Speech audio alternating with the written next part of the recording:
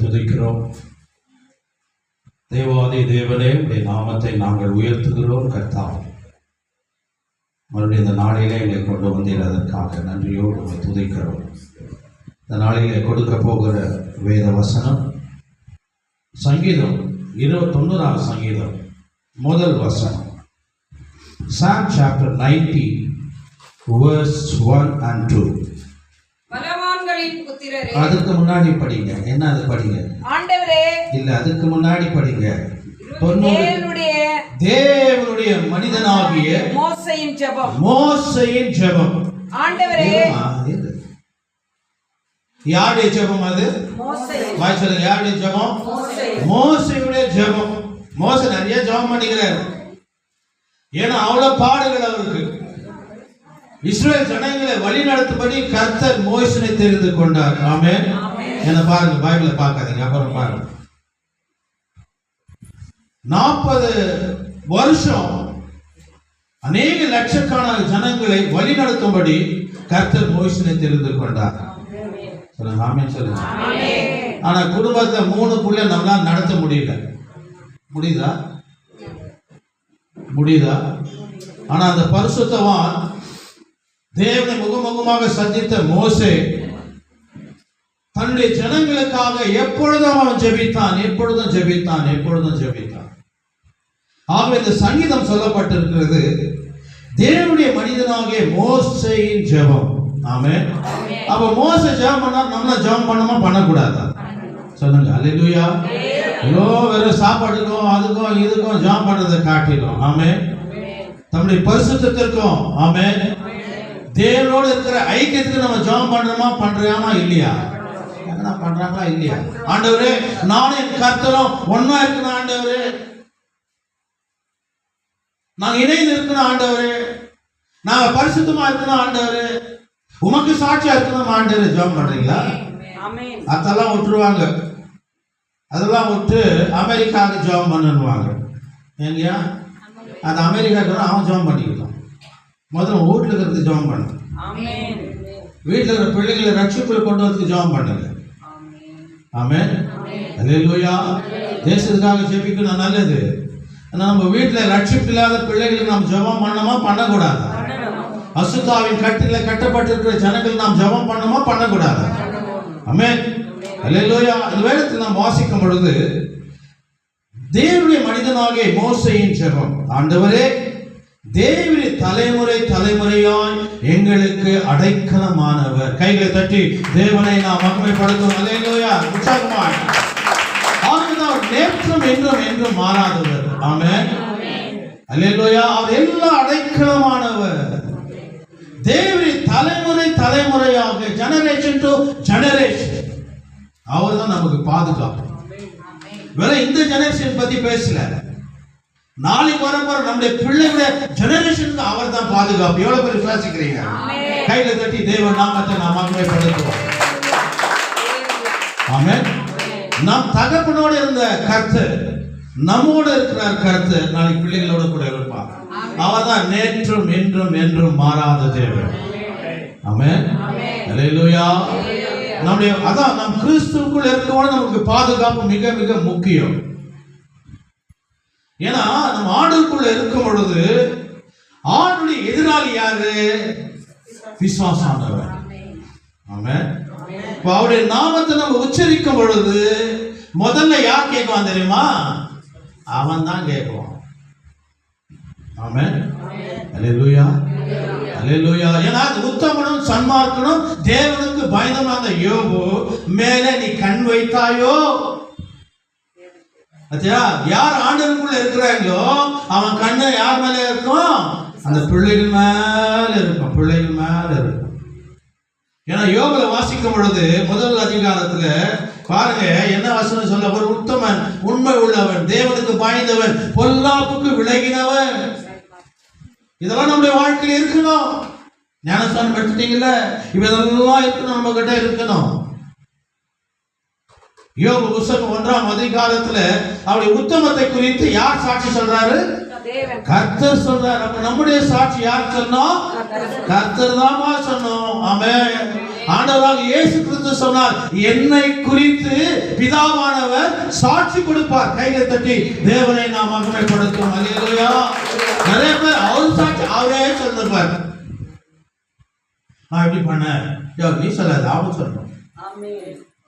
அவர்கிட்ட போகணும், அவர் சொல்லணும். இவரே சொல்லுவார், நான் இப்படி பண்ணேன், அப்படி பண்ணேன், அப்படி பண்ணேன், அப்படி பண்ணேன். இவர் சாட்சி இவரே சொல்லணும் இருப்பார். ஆமென். நம்முடைய சாட்சி யார் சொல்லணும்? கர்த்தர் சொல்லணும். ஏன்னா உத்தமனா உண்மையா தேவனுக்கு பயந்தவனா. வாசிங்க யோபுல 1வது அதிகாரத்துல முதல் வசனத்தை வாசிங்க.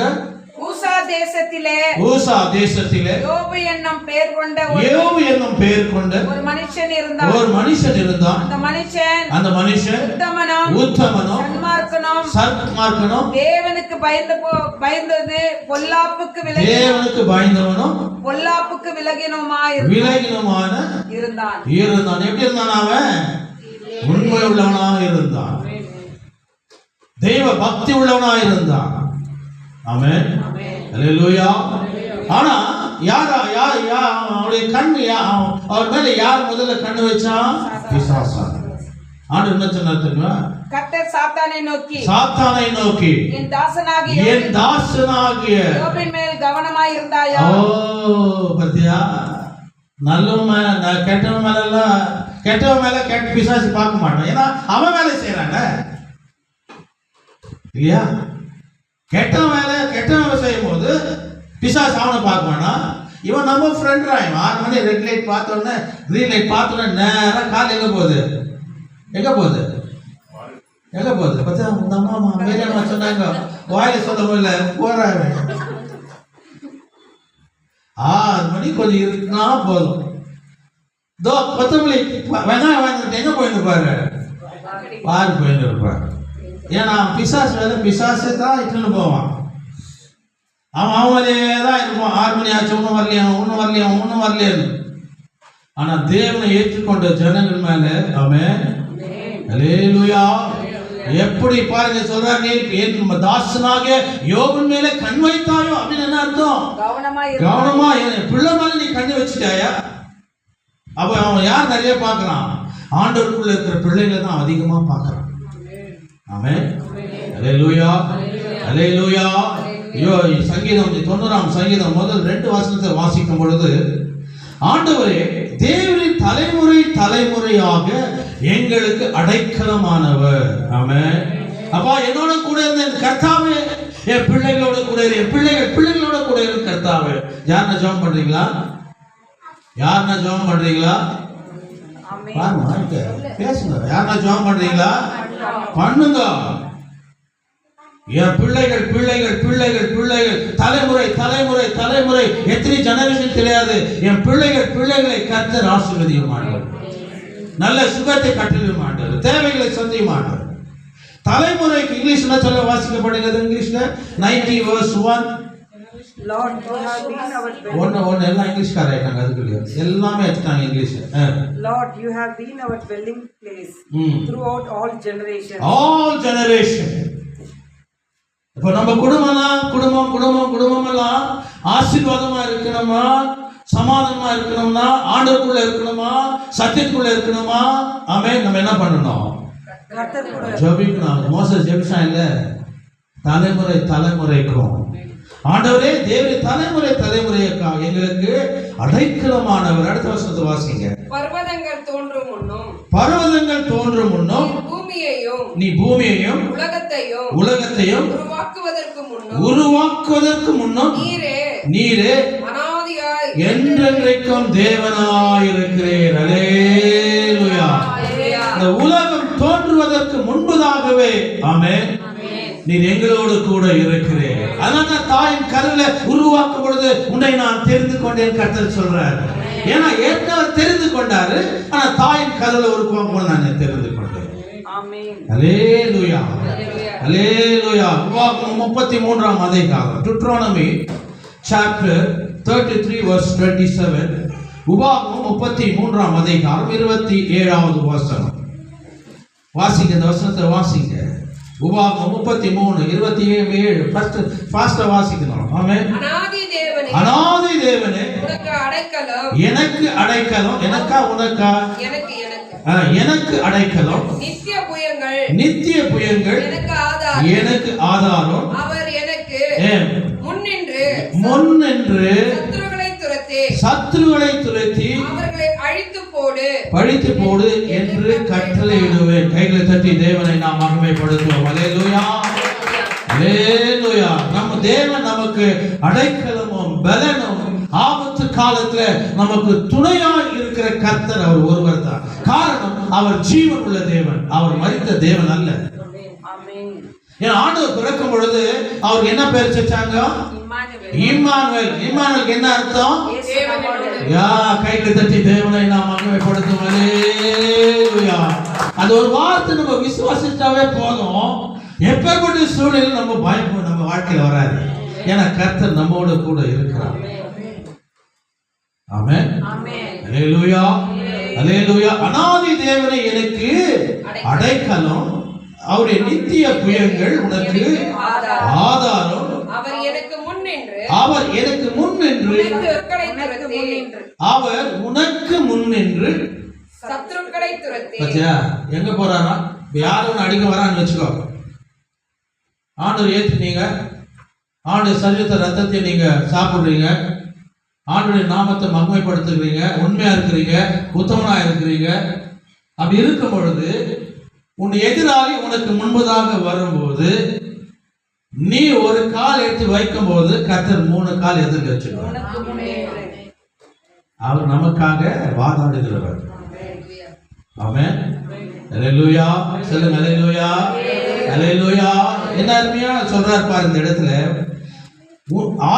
அவர் உனக்கு முன் நின்று சத்துருகளை துரத்தி அவர்களை அழித்து போடு என்று யாருக்கு கட்டளை கொடுக்கிறாரு?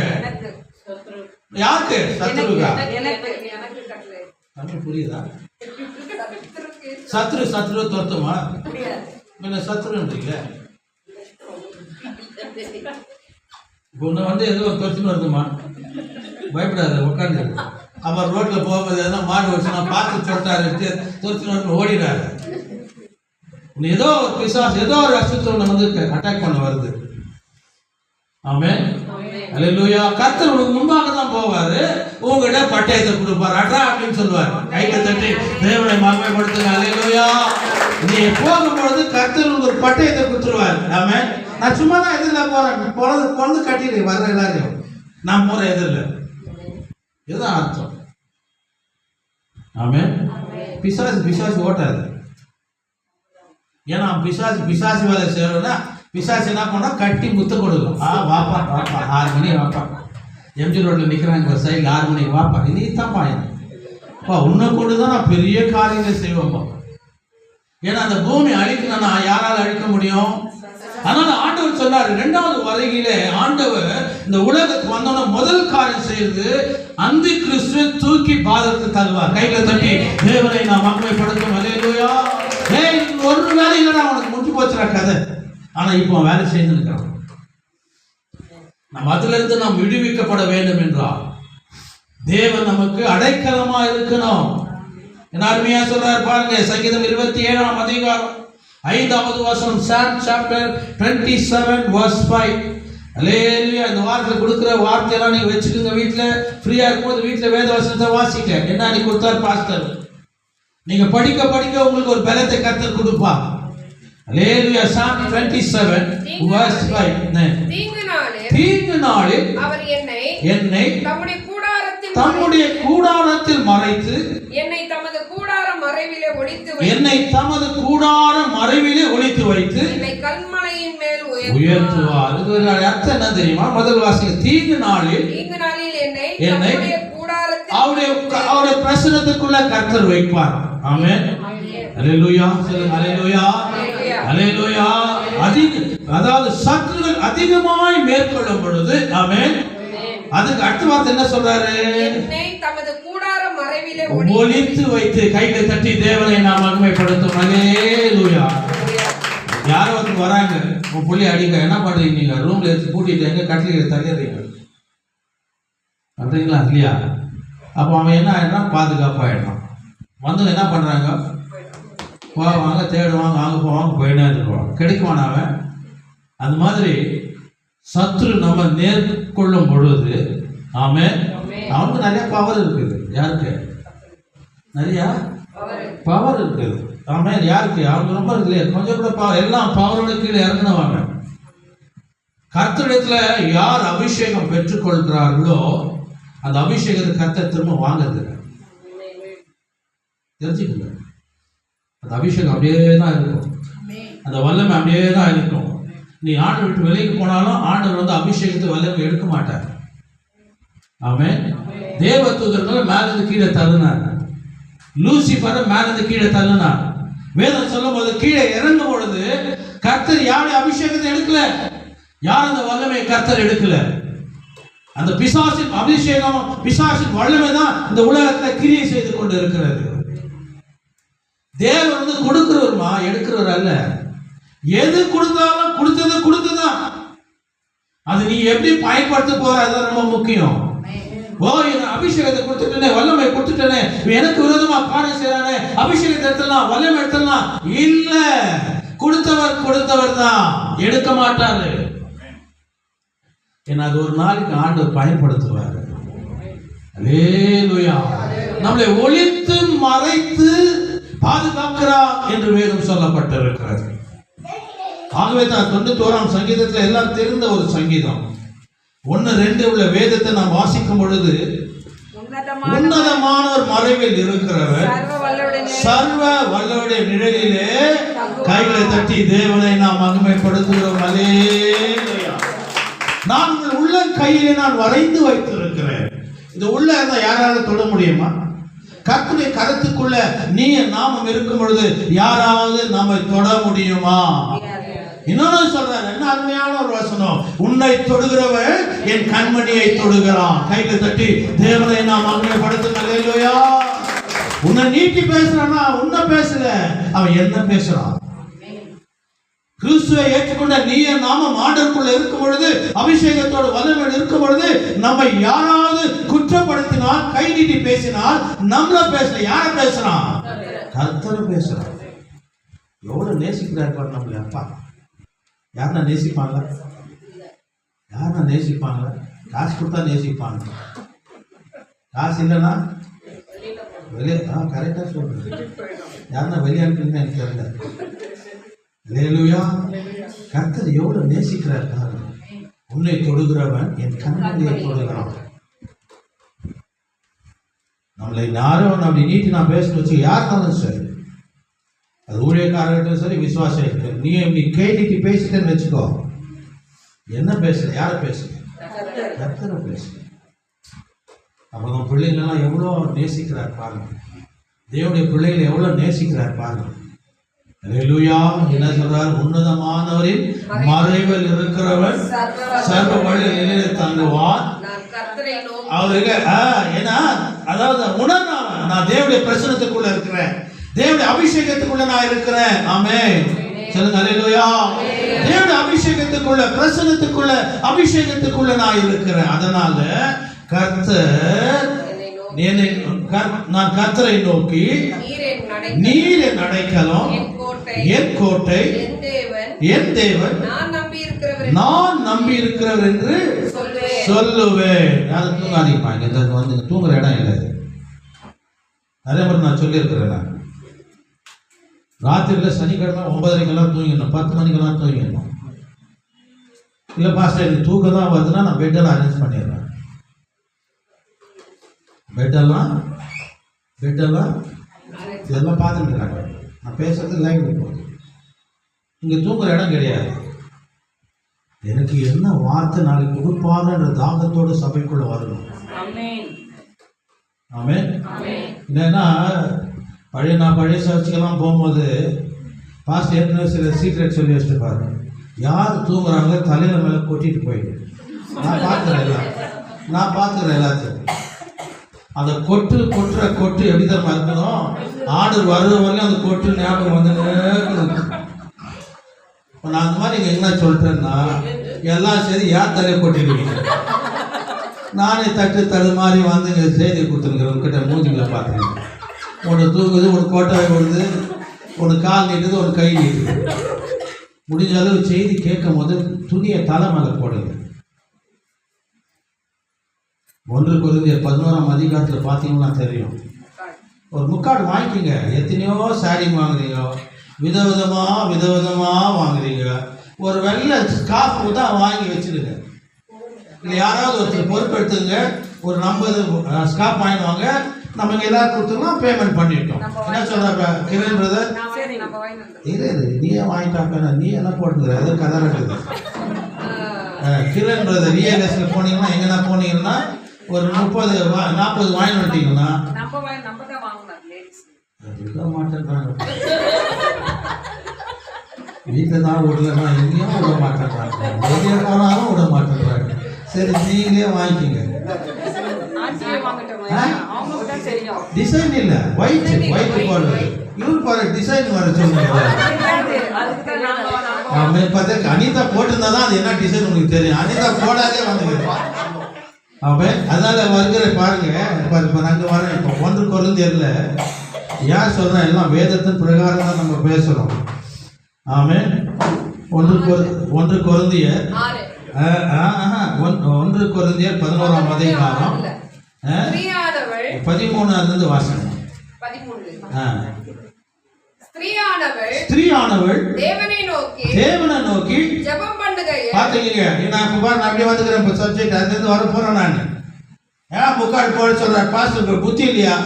ஏன்னா முக்காடை பத்தி எல்லாம் பேசிக்குதா இல்லையா? எல்லாம் என்ன பண்ணோம், வருகிற நாட்டில் என்ன பண்ணோம், ஒரு ஒயிட் இல்ல, ஒயிட் எல்லாம் தலை ஒயிட் பண்ணா போதும். ஸ்கார்ஃப் வாங்கினா எல்லாம் உள்ள நுழையும் போது, படிக்கட்டு ஏறும் போது கட்டின்னு வந்துடணும். ஆமென். அல்லேலூயா. நீ கூட இல்லையா? அது மேல போட்டுங்க, பரவாயில்ல. தலை மேல என்ன இருக்கணும், வாய்ஸ் ஸ்கார்ஃப். இதெல்லாம் பண்ணுவோம். சில பேர் எடுத்து போட்டுக்கோம், அதில் மூக்கை தொச்சிக்கும், அதில் மூஞ்சி தொச்சிக்கும், முடிஞ்சு அதுவும் தொச்சிக்கும் இல்லையா? அப்ப என்ன, அது என்ன சுத்தம் இருக்காது இல்லையா? ஆனா ஸ்கார்ஃப்ல யாரும் தொடிக்க முடியுமா? தொடிக்க முடியாது. ஏன்னா ஆலயத்துல வந்த உடனே அவன் என்ன பண்ண, தலை மேல முக்காடு துணி கட்டணும். படிங்க. இப்ப நம்ம எல்லாம் ஜபிக்கு வந்துக்கிறோமா? சொல்லுங்க, ஜபிக்கு வந்துக்கிறோமா? தேவன் ஆராதிக்கு வந்துக்கிறோமா? பெண்கள் தாய்மார்கள் வந்துக்கிறோமா? இப்ப நம்ம என்ன பண்ணணும் சொல்லி வேதம் வாசிங்க. ஸ்திரீயானவள் தேவனை நோக்கி ஜெபம் பண்ணுகையில் தலையை மூடிக்கொள்ளாமல் இருக்கிறது இலட்சணமா இருக்குமோ என்று உங்களுக்குள்ளே நிதானித்துக் கொள்ளுங்கள். பாருங்க, உள்ள வரும்போது முதல் அடக்கம் வந்து துணி மேல போடணும். அடுத்த வசனம், புருஷன் மயிரை நீளமாய் வளர்க்கிறது அவனுக்கு கனவீனமாய் இருக்கிறது. ஸ்திரீ தன் மயிரை நீளமாய் வளர்க்கிறது அவளுக்கு மகிமையாய் இருக்கிறது. எங்க விட்டுருந்தாங்க, எல்லாம் பாப் கட்டின்னு போட்டு சுத்தினுக்கிறாங்க இல்லையா? இன்னைக்கு எல்லாம் ஊழியக்கார லேடி கூட, பாஸ்டர் லேடி கூட என்ன கட்டினுதுங்க, பாப் கட்டின்னு போட்டு பேசுதுங்க. ஆனா ஆண்டவர் என்ன சொல்றாரு, அந்த மொழியில தான் அந்த மகிமை இருக்கிறது. எனக்கு தெரிஞ்ச ஒரு ஊழியக்கார அம்மா, அவங்க இங்கதான் இருக்கிறாங்க. அவங்க தொடக்க ஊழியத்தெல்லாம் நான் பார்த்தேன். தமிழ்நாட்டில இருந்து வந்திருக்கிறவங்க, அவங்க வர்மால இருக்கிறவங்க அப்படிதான் சொல்லுவேன் நான். முதல்ல நான் ஊழியம் நல்லா தான் போயின்னு இருந்துச்சு. திடீர்னு பார்த்தா பாப் கட் கட்டுக்குது. 100 பேர் வந்து இடத்துல 500 பேர் வந்துட்டாங்க. உண்மை, இது உண்மை. இவங்கெல்லாம் வேதத்தை இப்போ அவங்களே பாப்பெட் கட் பண்ணாக்கா வர சம மக்கள் என்ன பண்ண போகுது, எல்லாம் பாப்பெட் ஒரு முடிவெட்ட கடை பக்கத்துலேயே வச்சுக்கணும் போகுது. அங்கதான் கூட்டம். ஆனா வேதம் என்ன சொல்லுது, ஒரு பெண்களுக்கு முடிதான் மகிமை. கையில தட்டி தேவனை நாம் மகிமைப்படுத்துங்க. வாசிங்க. ஸ்திரீ தன் மயிரை நீளமாய் வளர்க்கிறது அவளுக்கு மகிமையாய் இருக்கிறது என்றோ பாவமே உங்களுக்கு போதிக்கிறது இல்லையோ? தலைமை அவளுக்கு முக்காடாக கொடுக்கப்பட்டு இருக்கிறது. அல்லேலூயா, அல்லேலூயா, அல்லேலூயா. வந்து நீங்க முக்காடு போடணும். ஏன்னா இப்ப எல்லாருக்கும் முடியல இல்ல. அதனால வருகிற நாட்களில் நீங்க சபைக்கு வரும்போது எப்படி வரணும், கையில வேலை ஏறின உடனே முதல்ல பைபிள் எடுக்கணும். எவ்வளவு பேர்கிட்ட பைபிள் இல்லை? பைபிள் இல்லாம யார் வந்துக்கிறீங்க? எத்தனை பேர் இருக்கமா? நீ கூட எத்தனை வரணும், படிக்கிறே இல்லையா, கையில வச்சுக்கணும். ஏன்னா அது பட்டயம். அது ஆண்டவர் சொல்றார், பட்டயம். அது நமக்கு பாதுகாப்பு. ஆமென். வீடை விட்டு வெளியே வந்த உடனே முதல்ல பேக்கை போட்டுட்டு சபைக்கு உள்ள வரும்போது முதல்ல பேக்கை எடுத்து பைபிளை வச்சுக்கணும். ஆமென். அது நீங்க வச்சுதான் பாருங்களேன், உங்களுக்குள்ள ஏதோ ஒரு பாதுகாப்பு இருக்கிற மாதிரி உணர்வீங்க. அந்த வார்த்தை, இந்த வேதத்தை நீங்க பிடிக்கும் போது ஏதோ நமக்குள்ள ஏதோ ஒன்று இருக்கிறது, தேவன் இருக்கிறார் என்பதை நாம் உணர்வோம். பண்ணிதான் பாருங்க. அல்லேலூயா. தேவன் தலைமுறை தலைமுறைக்கும் அவர் அடைக்கலமாய் இருக்கிறார். இன்னைக்கு பிள்ளைகள் எல்லாம் ஜெனரேஷன் எல்லாம் தேவனுடைய சமூகத்தில் இருக்கணும்னா நம்ம அதுக்காக ஜெபிக்கணும். ஆமென். மோசே வந்து ஆண் பிள்ளைங்களுக்காக ஜெபிக்கல, யாருக்கு ஜெபிச்சான்? இஸ்ரவேல் ஜனங்களுக்கு ஜெபிச்சான் தலைமுறை. ஏன்னா 5 ஆகமத்தை ஆண்டவர் மோசே மூலமா கர்த்தர் எழுதினார். நீங்க ஒவ்வொரு அதிகாரங்களை பார்க்கும்போது, சில அதிகாரங்களை பார்க்கும்போது மோசே நான் சொல்லுவதை எழுதுன்றார், மோசே நான் சொன்னதை போய் சபையாருக்கு சொல்லுன்றார். அப்போ எழுதிருப்பாரா? எழுதிருக்க மாட்டார். இப்போ நான் ஏதோ உங்களுக்கு சொல்றேன், நான் நீங்க அங்க போய் சொல்லணும்னா நீங்க என்ன பண்ணுவீங்க? டக்கு நோட் எடுத்து எழுதுவீங்க. அப்ப அதை போய் சொல்லுவீங்க இல்லையா? ஆமென். ஏன்னா ஆண்டவர் வந்து முகமுகமா மோசனோட பேசினவர். இஸ்ரவேல் ஜனங்களை கொண்டு 430 வருஷமா இந்த இஸ்ரவேல் ஜனங்களை ஒரு ஊழியக்காரன் கொண்டு வரதுக்கு எத்தனை வருஷம் ஆச்சு? 400 வருஷம் ஆச்சு. ஒரே செகண்ட் அனுப்பிருக்கலாம் இல்லையா? இஸ்ரவேல் ஜனங்கள் பாடுகளை பார்த்து ஆண்டவர் நான் ஊழியக்காரன் அனுப்புறேன் இமிடியேட்டா அனுப்பிருக்கலாம் இல்லையா? ஆனா 400 வருஷம் அடிமையா இருந்தாங்க இஸ்ரவேல் ஜனங்க. ஆனா அவங்களை வெளியே கொண்டு வரதுக்கு கர்த்தர் மோசேனுக்காக 400 வருஷம் காத்திருந்தார். கைகளை தட்டி தேவனை நாம் மகிமைப்படுத்தும். அல்லேலூயா. ஆமென். அவன் ஜெபம் பண்றான் பாரு, தான் கொடுத்த பிள்ளைகளுக்காக அவன் ஜெபம் பண்றான். வனாந்தரத்துல எத்தனையோ முறை தேவனுக்காக விரோதமா பாவம் செய்தார்கள், கர்த்தர் அழித்தார். உபவாசம் இருந்து ஜெபம் பண்ணான். ஆண்டவரே, என்ன நம்பி வந்திருக்கிறாங்களே, இந்த ஜனங்களை நீங்க அழிக்கிறீங்களே, அதுக்காக 40 நாள் உபவாசம் இருந்தான். எத்தனை நாள்? யாருக்காக? ஜனங்களுக்கு. நீங்க ஊழியக்காரங்க எல்லாம் உபவாசம் இருக்கிறாங்க எதுக்காக? சபை விசுவாசிகளுக்காக. ஆமென். என் கொடுத்த ஆடுகள் கெட்டு போக கூடாது, எங்க கொடுத்த ஆடுகள் எங்க போக கூடாது? பாதத்துக்கு போக கூடாது. அதுதான் நானும் பிரச்சனை பண்ணுவேன். நம்ம கொடுத்த ஜனங்க எங்கேயும் போக கூடாது, பரலோகத்துக்கு தான் போகணும். ஆமென். அல்லேலூயா. சொல்லுங்க அல்லேலூயா. பரலோகத்துக்கு போனோம்னா ஒரு சத்தியத்தின்படி நம்ம நடக்கணும். நிறைய பேர் பார்த்து சொல்லுவாங்க, உனக்கு பரலோகத்து இடம் இல்லை, முதல்ல சத்தியத்தை கற்றுக் கொடுமா. முதல்ல சத்தியத்தை கடைபிடிச்சாதான் நீ பரலோகத்துக்கு நீ போக முடியும். ஆமென். அல்லேலூயா. சொல்லுங்க அல்லேலூயா. 2 சாமுவேல் 22ஆம் அதிகாரம், 2 Samuel chapter 22 verse 1 to 3 எடுத்துங்க வாசிங்க. 2 சாமுவேல் 22ஆம் அதிகாரம். ரொம்ப ஸ்லோவாக்குறீங்க தமிழ்ல. தாவீதை அவனுடைய எல்லா சத்துருக்களுக்கும் கைக்கும். தாவீது ராஜா தேவனுடைய சமூகத்தில் இப்படி பாடுகிறான் பாருங்க. 2 சாமுவேல் 22ஆம் அதிகாரம் 1, 2, 3 உள்ள வசனங்களை சத்தமாய் வாசிங்க. கர்த்தர் தாவீதை அவனுடைய எல்லா சத்துருக்களின் கைக்கும், அவன் எல்லா சத்துருக்களின் கைக்கும், சவுலின் கைக்கும் நீங்களாகி விடுவித்த போது அவன் கர்த்தருக்கு முன்பாக பாடின பாட்டு. ஆமென். இருங்க, கர்த்தருக்கு முன்பதாக அவன் வந்த எல்லா போராட்டத்தின் மத்தியிலும், ஆமென், தேவன் அவனுக்கு அடைக்கலம் கொடுத்தார், பாதுகாப்பு கொடுத்தார். ஆகவே அவன் பாடின பாடல் என்ன சொல்லப்பட்டது? வாசிங்க. கர்த்தர் என் கன்மலையும் என் கோட்டையும் என் இரட்சகரும், என் கன்மலையானவரே. சரி, போதும். அடுத்து வாசிங்க. விட்டா பாடிய முடிச்சுட்டு அப்படியே நம்பியும் போகுது. தேவன் நான் நம்பி இருக்கிற துருகம். இது 2வது வாசிமா. கர்த்தர் என் கன்மலையும் என் கோட்டையும் என் இரட்சகருமானவர். தேவன் நான் நம்பி இருக்கிற துருகமும் என் கேடகமும் என் இரட்சாயன கொம்பும் என் உயர்ந்த அடைக்கலமும் என் புகலிடமும் என் இரட்சகருமானவர், எனக்கு வல்லடிக்க நீங்களாக்கி ரட்சிக்கிறவரும் அவரே. ஆமென். அல்லேலூயா. ஆபத்து நாட்களிலே கர்த்தரை தாவீதை கர்த்தர் தெரிந்து கொண்டார். எல்லா ஆபத்திலிருந்து கர்த்தர் விடுதலை கொடுத்தார். அவன் பாடின பாட்டு, கர்த்தரின் கன்மலையும் என் கோட்டையும் என் ரட்சிப்புமானவர். தேவன் நான் நம்பி இருக்கிற துருகமும் என் கேடகமும் என் ரட்சணியும் கொம்பும் என் உயர்ந்த அடைக்கலமும் என் புகலிடமும் என் ரட்சகருமானவர். என்னை வல்லடிக்கும் நீங்களாக்கி ரட்சிக்கிறவர் அவரே. ஆமென். அல்லேலூயா, அல்லேலூயா. தலைமுறை தலைமுறை பிள்ளைகளை அடைக்கலமாய் கர்த்தர் வைக்கிறார். நீங்க நாளைக்கு பிள்ளைகளை பத்தி எல்லாம் கவலைப்படாதீங்க. என்ன பண்ணுவார் கர்த்தர்? ஆமா, நம்ம ஜெபம் கர்த்தர் அவங்களை பாதுகாப்பு. தமிழ்ல சொல்லுவாங்க, ஊராம் வீட்டு புள்ளைய ஊட்டி கொடுத்தா இப்ப எங்க வீட்டுக்கு எங்க, அதெல்லாம் அந்த காலத்துல என்ன தெரியல, அவங்க பண்ணுறாங்க. பாரு சொல்றான் தாவீது ராஜா. ஆமென். அல்லேலூயா, அல்லேலூயா. தேவன் நமக்கு அடைக்கலமோ பலனோ ஆபத்து காலத்துல அனுகூலமும் செய்கிறவங்க தான் நம்முடைய கர்த்தர் இருக்கிறார். அல்லேலூயா, அல்லேலூயா. கர்த்தரின் கண்மலையும் என் கோட்டையும் என் ரட்சகருமானவர். இது யார் பாடுந்தது? தாவீது ராஜா. ஆமென். சங்கீதம் 90வது சங்கீதத்துல யார் ஜெபம் பண்ணது?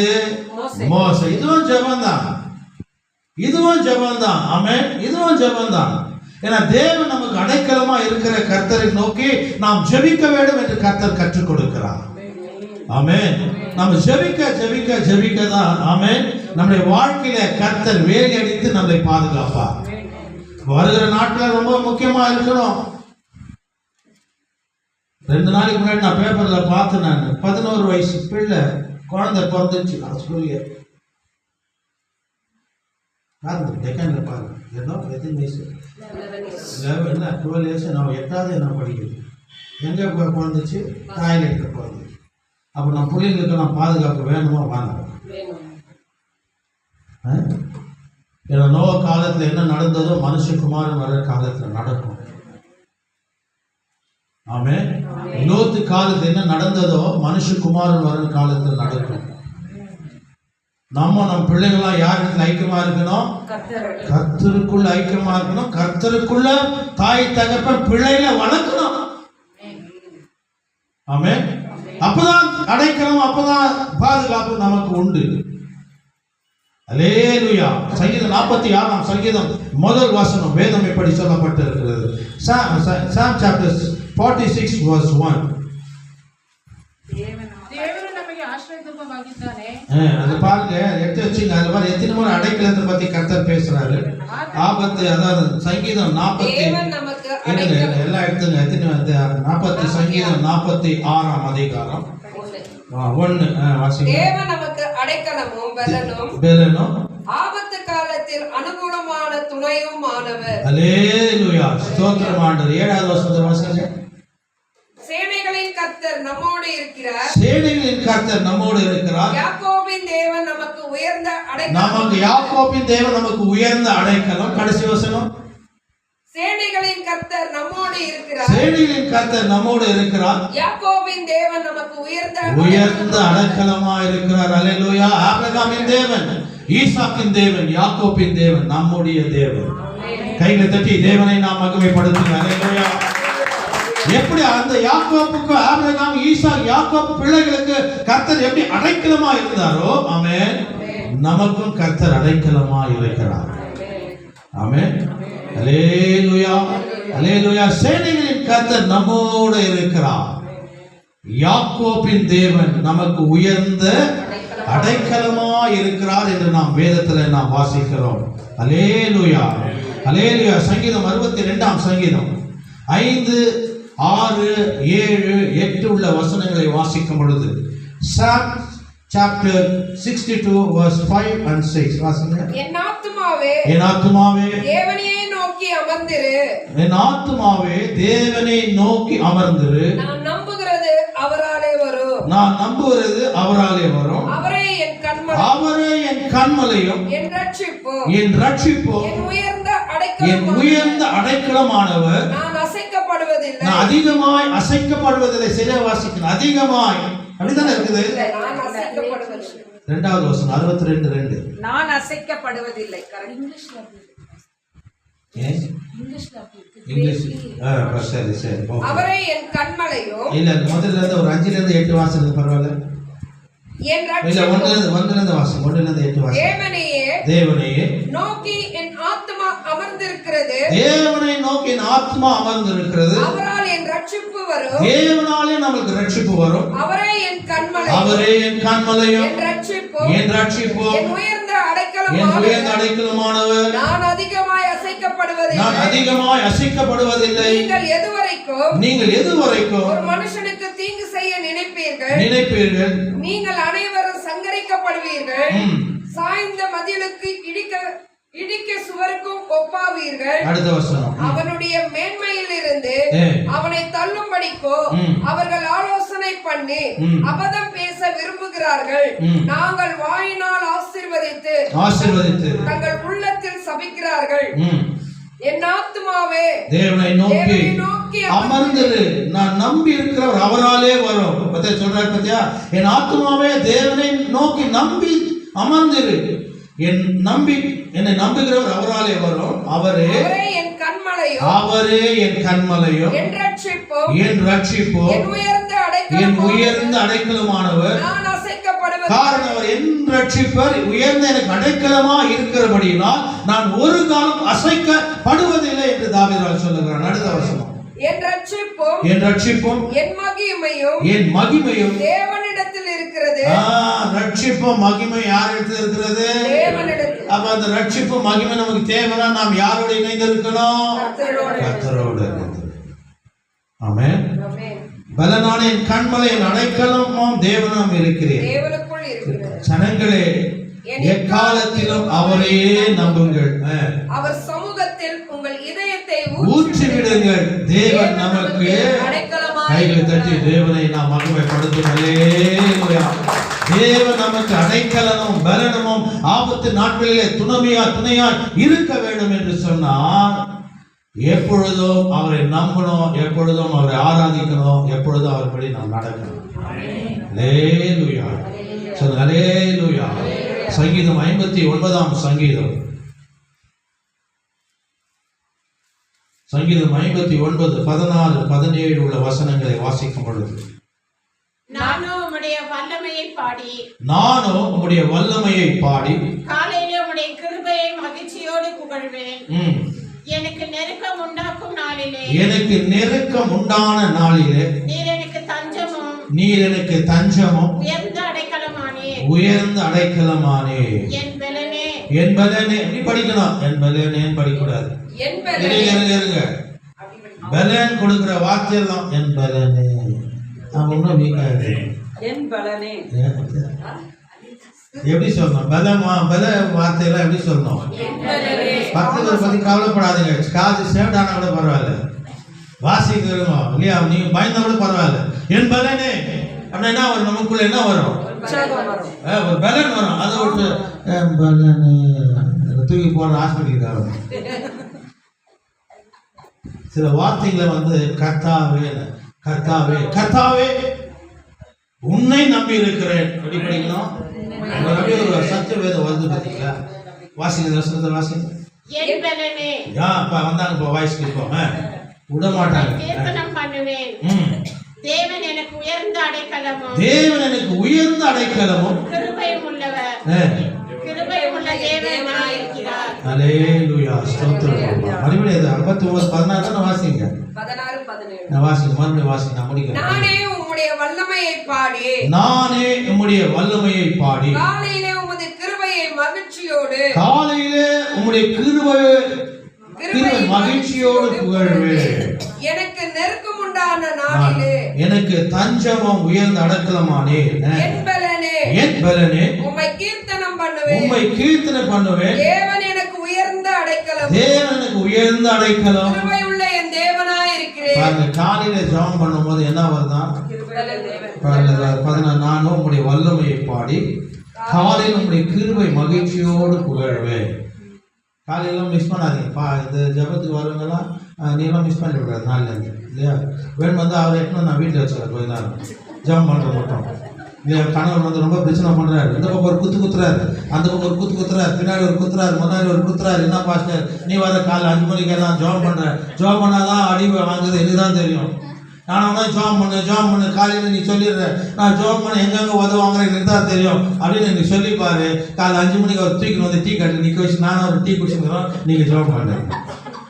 எதெல்லாம் சொல்லுங்க, அப்பதான் நான் செய்ய முடியும் வேலைக்காரன். நான் வந்து சர்வெண்ட் ஆஃப் காட் இல்லையா? நீங்க என்ன சொன்னாலும் நான் ஏத்துக்குவேன் இல்லையா? நான் வந்து தேவனுக்கு ஊழியக்காரன், தேவனை ஏற்றுக்கொண்ட ஜனங்களுக்கு நான் ஊழியக்காரன். நான் ஒன்றும் பிஷப் கிடையாது. நாளைக்கு எல்லாம் ஒரு சில ஊழியக்காரர்கள் நடக்கும்போது 4 பாடி கார்டு அவருக்கு பாரு பயம், எவனை அந்த தூக்கி போயிடுவானோ. அப்ப யார் விசுவாசிக்கிறாரு அவர்?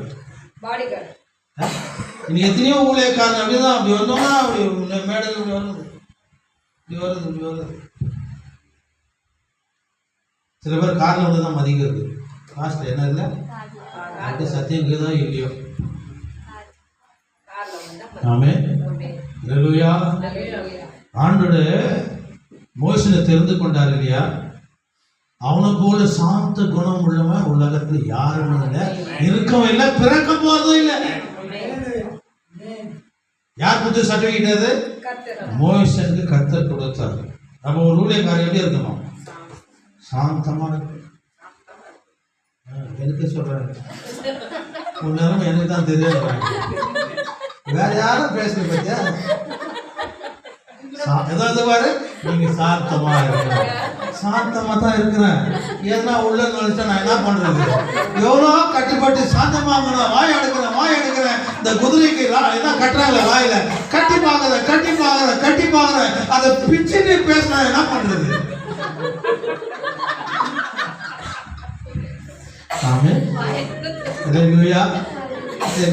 சாந்தே இங்க பேசுகிறேன் மேல. ஆமா நான் சாந்தமா இருக்கதான் முயற்சி பண்றேன், வாயை கட்டி போடுறேன். ஆனா வாயில துணி இழுத்து பேசுறீங்க, நான் என்ன பண்ணிட்டோம்? தாழ்வு உள்ளவர். அவரு மோசனை தெரிந்து கொள்வதற்கு அவரை போல சாந்தம் உள்ள மனுஷன் யாரும் இல்லை. அதனால ஆண்டவர் முகமுகமே பேசினார். ஆனா எவ்வளவு அவனை நேசித்தார் கர்த்தர், எவ்வளவு அன்பு கூர்ந்தார் கர்த்தர். ஆனா அவன் கானான் தேசத்துக்குள்ள போக முடியல. நாம் கர்த்தர் அதிகமா நேசிக்கிறோம், நாம் நினைக்கிறோம் கானான் தேசத்துக்கு நம்ம போவோம்னு, மோசன் போவோம்னு நினைக்கிறோம். ஆனா மோசன் கானான் தேசத்துக்குள்ளே போல. அதிகமா 400 வருஷம் கர்த்தர் வெயிட் பண்ணார் மோசனுக்காக. 40 வருஷம் பார்வோன் அரண்மனையில எகிப்துல ராஜாவா இருந்தான் 40 வருஷம். அதுக்கப்புறம் 40 வருஷம் வனாந்தரத்துல அவனுக்கு ட்ரைனிங் கொடுத்தார் கர்த்தர், ஆடு மேய்ச்சி ட்ரைனிங் கொடுத்தார். 80 வருஷத்துல இஸ்ரேல் ஜனங்களை கொண்டு வரும்படிக்காக கர்த்தர் அனுப்பினார். எந்த வயசுல?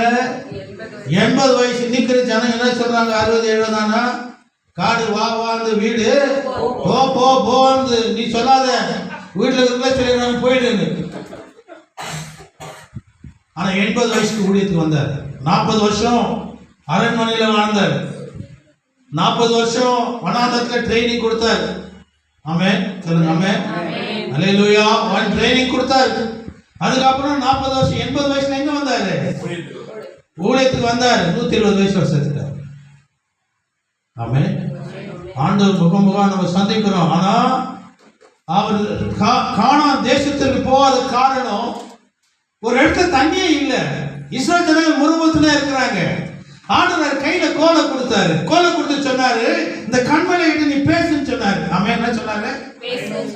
ஆண்டவரோட இருக்கிற ஒரு மனுஷன், ஜெபிச்சவன், இஸ்ரவேல் ஜனங்களை வழி நடத்தினவன், முகமுகமாய் ஆண்டவர் சொன்ன பார்த்தவன், ஆண்டவர் சொன்ன வார்த்தை 2வது முறை எழுதினவன். கோல்ல முதல் முறை ஆண்டவர் வந்து அவரு விரலால எழுதப்பட்டார் 10 commandments. ஆமென். புரிஞ்சா? ஃபர்ஸ்ட் டைம் அவர் போகும்போது அந்த 10 commandments நீங்க பாத்தீங்கன்னா அந்த விரல் அப்படியே பவர் வரும், அப்படியே 10 கட்டளை எழுதினார். ஆனா 2வது முறை ஆண்டவர் சொன்னார், நீ பலகைக்கு மேல வா, நான் சொல்றது நீ எழுது. அவ்வளவு இருந்த அந்த மனுஷன் கானான் தேசத்தின் ஜனங்களை கொண்டு போகணும் அப்படின்னு சொன்னார் கர்த்தர். அவளை நேசித்த ஜனங்க அவன் கீழ்ப்படியாம போனது நிமித்தம் கண்மலையை பார்த்து பேசுன்னு சொன்னார். 2 முறை அடிச்சுட்டான், கோல் அடிச்சுட்டான். ஆண்டவர் சொல்லிட்டாரு, நீ போக மாட்ட. அல்லேலூயா. தேவனுடைய வார்த்தை கேட்கிற நீ நாமும் தேவனுக்கு கீழ்ப்படிதலா இருக்க வேண்டும். அப்பதான் அடைக்கலமோ ஆசீர்வாதமோ பலனோ கர்த்தர் நமக்கு கொடுப்பார். அல்லேலூயா. ஒவ்வொரு கையில பைபிள் இருக்குது இல்லையா? ஆமென். அதன்படி நாம் நடக்க முயற்சி செய்வோம். அப்பதான் நமக்கு அடைக்கலமும் பலனும். ஏன்னா நம்ம ஆண்டுக்குள்ள இருக்கும் போதுதான் உன்னதமான மறைவில் நம்ம இருக்கிறோம், நமக்கு புரிந்து கொள்ளுகிறோம். ஆமென். தேவனுடைய பிரசன்னத்துக்குள்ள நாம் இருக்கிறோம். எப்ப தெரியுமா? நமக்குள்ள தேவனுடைய சத்தியம் இருக்கும் போது, நமக்குள்ள பரிசுத்த ஆவியானவர் இருக்கும் பொழுது நாம் தேவனுடைய பிரசன்னத்துக்குள்ள இருக்கிறோம் என்பதை நாம் உணர்கிறோம். ஆமென். சும்மாலாம் யாரும் ஆண்டோட எல்லாம் பண்ண முடியாது. தலைமுறைக்கும் நீ பிள்ளைகளை என் தேவன் ஆசீர்வதிப்பார். என் பிள்ளைகள் எதிர்காலத்தை கர்த்தர் ஆசீர்வாதமாக அமைத்து வைப்பார். இது நமக்குள்ள இருக்க வேண்டும். ஆமென். அல்லேலூயா. தேவனது அடைக்கலமோ பலனோ ஆபத்து காலத்துல அனுகூலமும் துணையுமா இருக்கிறார். ஆமென். உங்களுக்கு நல்ல ஒரு விஷயத்தை சொல்லி நான் முடிக்கல. கானான் தேசத்துக்குள்ள யார் பிரவேசித்தார்கள்? யார்?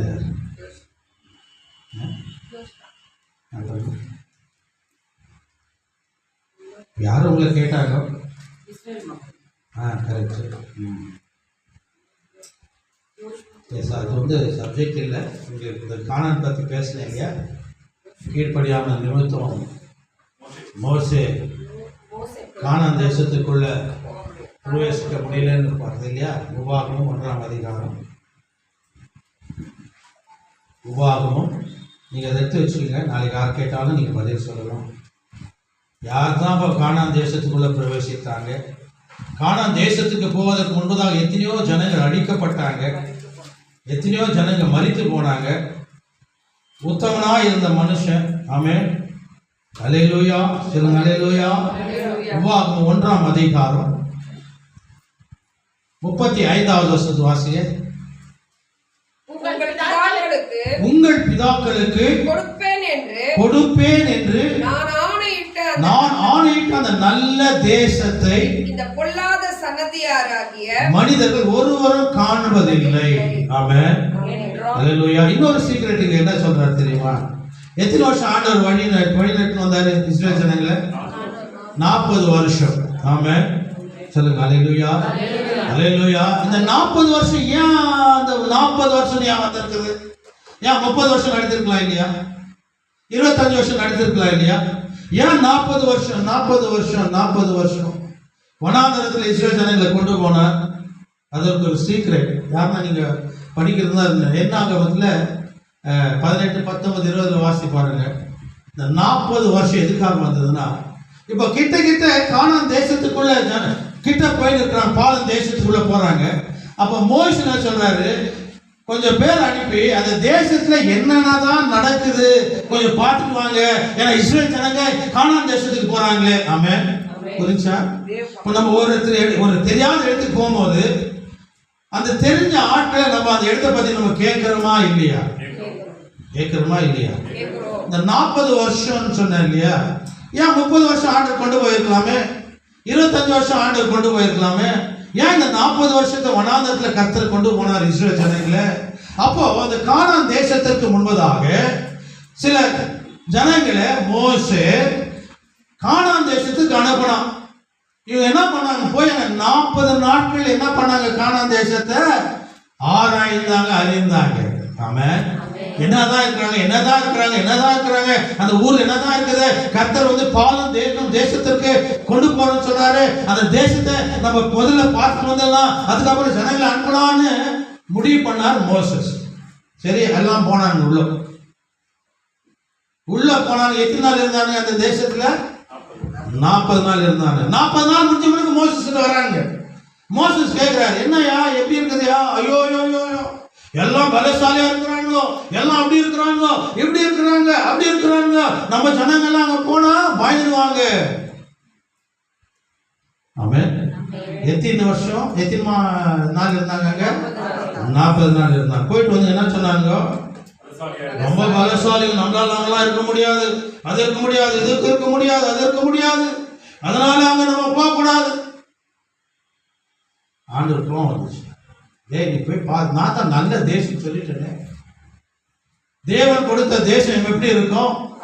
தேவனுடைய பிள்ளைகளை தேசத்துக்கு அனுப்புறான்னா அந்த தேசத்தை பிள்ளைகளை எப்படி பாதுகாப்பார் கர்த்தர்? அவிசுவாசம். வேதம் சொல்லப்பட்டிருக்கிறது, அந்த 40 நாட்கள் கானான் தேசத்துல உலாவி அந்த நாட்டை குறித்து பார்த்துட்டு வந்து மோசேக்கு சொன்னாங்க இல்லையா? அதனால இந்த ஜனங்க அவிசுவாசத்தை கர்த்தர் கண்டு 40 வருஷம் வனாந்தரத்துல கர்த்தர் கொண்டு போனாங்க. படிங்க, என்னாகும் 20 படிங்க. எங்க சொல்லுங்க அப்படியே 18, 19, 20 அப்படியே அங்கேருந்து போங்க, 18லேருந்து போங்க. நான் சொன்ன அந்த வாக்குத்தை தான் அந்த இடத்துல இருக்கு. ஆமென். சொல்லுங்க அல்லேலூயா, அல்லேலூயா. அப்ப யார் கானான் தேசத்துக்கு போனது? உங்கள் பிதாக்களும் கொடுப்பேன் என்று நான் உன்னிட்ட ஆணையிட்ட இந்த நல்ல தேசத்தை பொல்லாத சந்ததியாகிய மனிதரில் ஒருவனும் காண்பதில்லை என்றும் எப்ரோனின் குமாரனாகிய காலேப் மாத்திரம் அதை காண்பான். அவன் கர்த்தரை உத்தமமாய் பின்பற்றியபடியினால் நான் அவன் மிதித்த பத்தியாபோ காலேப்பும் போயிருக்கிறான், யோசுவா போயிருக்கிறான். ஆமென். அது எத்தனை பேர் போனாங்க? நீ வேதத்தில் வாசிக்கணும். இந்த வாரம்லாம் உங்களுக்கு டைம். அந்த நாட்டை பார்க்கறதுக்காக எத்தனை பேர் போனாங்க நீங்க அது பார்க்கணும். 3 4 அதிகாரம் படிச்சுட்டு போங்க இல்லையா? யார் வந்து அந்த காலேப்பும் போயிருக்கிறாரு, யோசுவாவும் போயிருக்கிறார், பார்க்கறதுக்கு போயிருக்கிறார். அப்போ அந்த வசனம் காலேப் மாத்திரம் அதை காண்பான். அவன் கர்த்தரை அவன் மிதித்து வந்த தேசத்தை அவனுக்கும் அவன் பிள்ளைகளுக்கும் கொடுப்பேன் என்று ஆணையிட்டான். அன்றியும் உங்கள் நித்தம் கர்த்தர் என்மேல் கோபம் கொண்டு நீயும் அதில் பிரவேசிப்பதில்லை. யார் சொன்னாரு? மோசேக்கு பிரவேசிப்பதில்லை. உனக்கு முன்பாக நிற்கிற நூனின் குமாரனாகிய அதில் பிரவேசிப்பான். அப்ப யார் பிரவேசிக்கிறாங்க? ஒண்ணு காலேப், இரண்டாவது யோசுவா. அடுத்த வசனம் அதில் பிரவேசிப்பான். அவனை திடப்படுத்து, அவனே அதை இஸ்ரவேலுக்கு சுதந்திரமாக பங்கிடுவான். அடுத்த வசனம் வாசிங்க. 19வது வசனம். 39. கொள்ளையானவர்கள் என்று நீங்கள் சொன்ன உங்கள் குழந்தைகளும் இந்த நாளிலே நன்மை தீமை அறியாத உங்கள் பிள்ளைகளுக்கு நீங்கள் அவர்கள் பிரவேசிப்பார்கள். அதை கொடுப்பேன், அவர்களை நான் கொடுப்பேன், அவர்கள் அதை சுதந்திரித்துக் கொள்வார்கள். திரும்பிக் கொண்டு சிவந்த சமுத்திரத்தின் வழியாய் வனாந்திரத்திற்கு பிரயாணப்பட்டு போங்கள். அப்ப வந்து இந்த 40 வருஷம் வனாந்திரத்துக்கு வந்த லட்சக்கணக்கான ஜனங்க, ஒன்னு வந்து யோசுவா பிரவேசித்தான், 2 காலேப் பிரவேசித்தான், 2வது நன்மை தீமை அறியாத பிள்ளைகள் அங்க போவாங்க. இன்னொரு இடத்துல இதுக்கு வசனம் இருக்கு, 20 வயசுக்கு உட்பட்ட உள்ள இருக்கிறவங்க மாத்திரம் தான் கானான் தேசத்துல பிரவேசித்தார். கைகளை தட்டி தேவனை நாம் மகிமைப்படுத்தும். அல்லேலூயா. 21 வயசுக்கு மேல இருக்கிறவங்க யாரும் கானான் தேசத்துக்குள்ள போல. அது எங்க நான் படிச்சேன்? 20 வயசுக்குள்ள இருக்கிற பிள்ளைகள், நன்மை தீமை அறியாத பிள்ளைகள் இல்லையா? நம்ம நிறைய பேர் மோசஸ் பத்தி பேசுகிறோம் இல்லையா? கானான் தேசத்துக்கு ஒன்று மோசே போல நம்ம நினைச்சு, நம்ம மோசே தான் போல நம்ம நினைச்சோம். ஆமென். ஆனா தேவனுக்கு விரோதமா கொள்ளையாளர்கள் என்று நீங்கள் சொன்ன உங்கள் குழந்தைகளும் இந்த நாளிலே நன்மை தீமை அறியாத உங்கள் பிள்ளைகள் அதிலே பிரவேசிப்பார்கள். அவர்கள் அதை கொடுப்பேன், அவர்கள் அதை சுதந்திரித்துக் கொள்வார்கள். நீங்களோ திரும்பி போங்க, சிவந்த சமுத்திரத்தின் வழியாக வனாந்தரத்துக்கு பிரயாணப்பட்டு போங்க என்று கர்த்தர் சொன்னார். ஆமென். அல்லேலூயா, அல்லேலூயா. ஒரு டிப்ஸ் மாதிரி உங்களுக்கு கொடுத்தேன் நான். ஆமென், அல்லேலூயா. இந்த 40 வருஷம் எதுக்காக கர்த்தர் வழி நடத்தினார், அது ஏன் காரணம், அது உங்களுக்கு சொல்லிட்டேன். கானான் தேசத்துக்குள்ள யார் பிரவேசித்தார் என்பதை நான் சொல்லிட்டேன். ஆமென். காலேப், வேற யாரு? யோசுவா. அதுக்கப்புறமா 20 வயசுக்குள்ள இருக்கிற பிள்ளைங்கெல்லாம் சேர்ந்தார். ஆமென். அல்லேலூயா. தேவன் நமது அடைக்கலமும் பலனும் ஆபத்து காலத்து துணையுமா இருக்கிறார். அல்லேலூயா, அல்லேலூயா. நன்றி ஆண்டவரே, துதிக்கிறோம், ஸ்தோத்தரிக்கிறோம். பரிசுத்தரே, உடைய நாமத்தை நாங்கள் உயர்த்துகிறோம். கர்த்தாவே, எங்கள் வார்த்தை மூலியமா நீர் பலப்படுத்தினீரே, இதற்காக நன்றி. சில வார்த்தைகளை எங்கள் ஞானத்தை கொண்டு வந்து அதை பேசும்படிக்காக உணர்த்தினீர, இதையெல்லாம் அந்த பிள்ளைகள் அன்று கற்றுக்கொள்ளும்படிக்காக கிருபை தந்தீரே, அதற்காக நன்றியோடு துதிக்கிறோம், ஸ்தோத்தரிக்கிறோம். நீர் அப்படியே செய்தமைக்காக நன்றி. இயேசுவின் நாமத்தில் ஜெபிக்கிறோம் நல்ல பிதாவே, ஆமென். முதல்ல